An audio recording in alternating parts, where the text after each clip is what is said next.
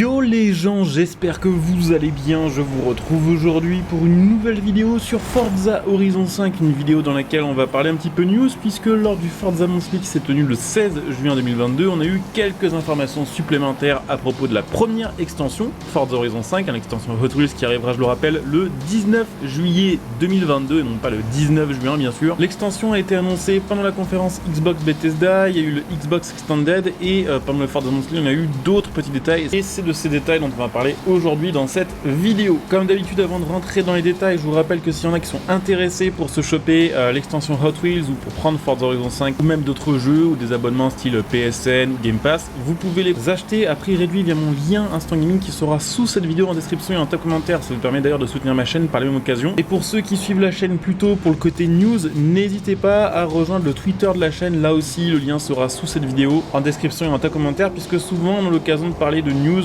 sur Twitter, tout simplement des news dont on parle pas forcément en vidéo ici. Bref, on va rentrer dans le vif du sujet. On a eu donc pendant le Forza Monthly un interview de Mike Brown qui est tout simplement le leader du projet Forza Horizon et d'un des responsables du projet Hot Wheels, dont je vais pas prononcer le nom pour des raisons évidentes. Ils ont commencé déjà par expliquer un petit peu pourquoi ils avaient choisi le thème Hot Wheels pour cette extension de Forza Horizon 5, sachant que, d'ailleurs eux-mêmes le savent très bien, le thème Hot Wheels est un thème qui peut potentiellement diviser la communauté. Donc je pense qu'ils ont voulu nous rassurer un petit peu après l'annonce de cette extension et après surtout la shitstorm qu'ils se sont pris sur leur Discord. Je sais pas si certains d'entre vous y sont, mais comme pour l'extension Lego de Forza Horizon 4, il y a eu vraiment pas mal de commentaires très négatifs contre les développeurs du jeu à propos de l'extension Hot Wheels sur leurs réseaux sociaux aussi. Donc je pense qu'ils ont voulu un petit peu nous rassurer. Ils nous ont expliqué que justement si ce choix avait été fait, c'est parce que, et ça on en a déjà un petit peu parlé, sur Forza Horizon 3, effectivement on avait déjà eu une extension Hot Wheels et globalement, même si personnellement j'ai pas aimé et je sais qu'une partie d'entre vous n'a pas aimé cette extension, et bien elle a eu plutôt une bonne note, plutôt pas mal de retours positifs de la plupart des joueurs qui ont joué. Et apparemment, et ça c'est vrai, on s'en rappelle très bien, depuis Forza Horizon 4 il y avait des rumeurs et des demandes concernant une deuxième extension Hot Wheels de la part de beaucoup de joueurs qui n'ont pas pu jouer à Forza Horizon 3, tout simplement parce que à l'époque ils connaissaient peut-être pas la licence, ou ils n'étaient pas forcément intéressés par les jeux de course, ou alors ils n'ont pas pu se procurer Forza Horizon 3 parce qu'il n'est plus en vente sur le store Microsoft, donc impossible pour un nouveau joueur maintenant de l'acheter et d'y jouer, donc pas possible de jouer non plus l'extension Hot Wheels. Donc même si ça peut nous paraître bizarre, c'était un thème très demandé. Ils ont expliqué qu'ils voulaient aussi proposer aux joueurs de nouveaux biomes et que c'était compliqué pour eux de trouver un endroit dans le monde à répliquer qui allait rassembler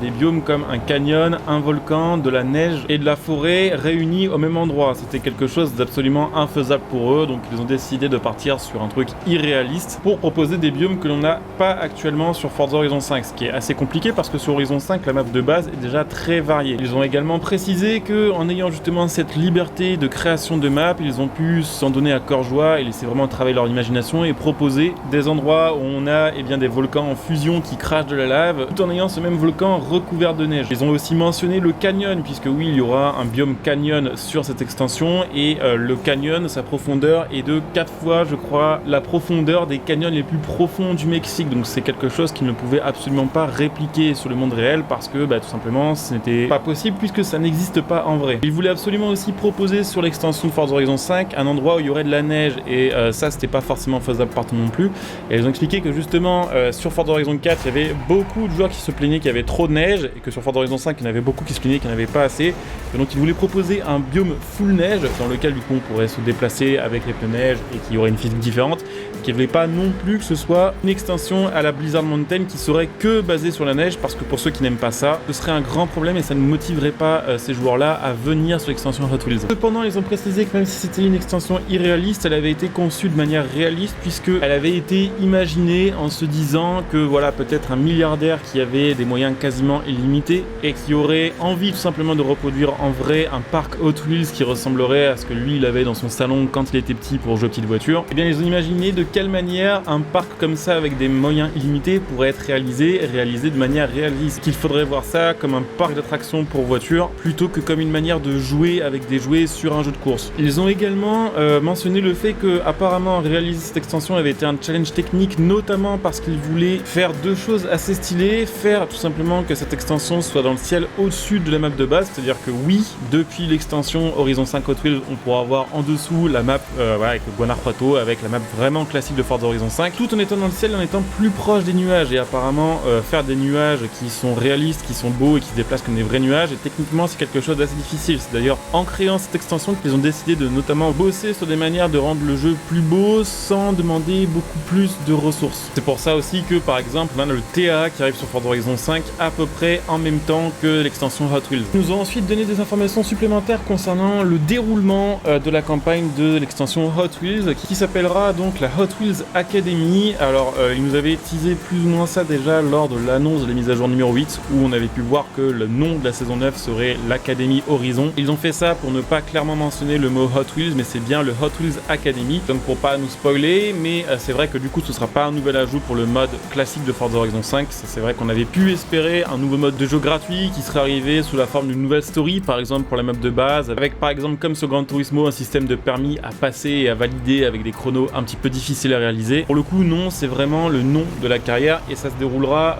comme cela, c'est-à-dire que vous arriverez sur l'extension Hot Wheels et vous serez rookie, vous serez débutant, vous serez le nouveau et vous serez obligé de rouler en voiture de classe B, que ce soit pour les épreuves, que ce soit pour les défis, mais que ce soit aussi pour la balade, puisque tant que vous n'aurez pas passé le cap supérieur, vous ne pourrez pas sélectionner, même en balade libre, les voitures les plus rapides. Ce qui a été décidé tout simplement pour donner une meilleure sensation de progression, et ça on est d'accord, c'est une très bonne chose, parce que clairement sur Horizon 5 de base, on a tout disponible trop vite, et c'est pour ça que on finit tous le jeu trop vite et qu'on finit par s'en lasser en ayant débloqué toutes les grosses voitures beaucoup trop rapidement. Et ça a été aussi fait dans le but de nous apprendre à manœuvrer les voitures sur les rampes en plastique, puisque la physique, on va dire sur les rampes Hot Wheels, sera pas la même partout et surtout sera différente de la physique sur une route en bitume classique. Donc tout le monde commencera en classe B et en fait à chaque chapitre on passera sur la catégorie de voiture supérieure, donc B, A, S1, S2, et je crois que ce sera comme ça jusqu'à X, puisqu'il me semble que l'extension sera découpée en 5 parties, donc pour moi ça semble assez logique qu'une partie égale une classe de performance. On nous a également annoncé qu'avec cette extension on aurait des nouvelles customisations disponibles sur toutes les voitures. Alors ne vous attendez pas à des nouveaux kits de carrosserie ou à des dingueries comme ça, mais attendez-vous à retrouver notamment les pneus Hot Wheels qu'on avait justement à l'époque de Forza Horizon 3, des pneus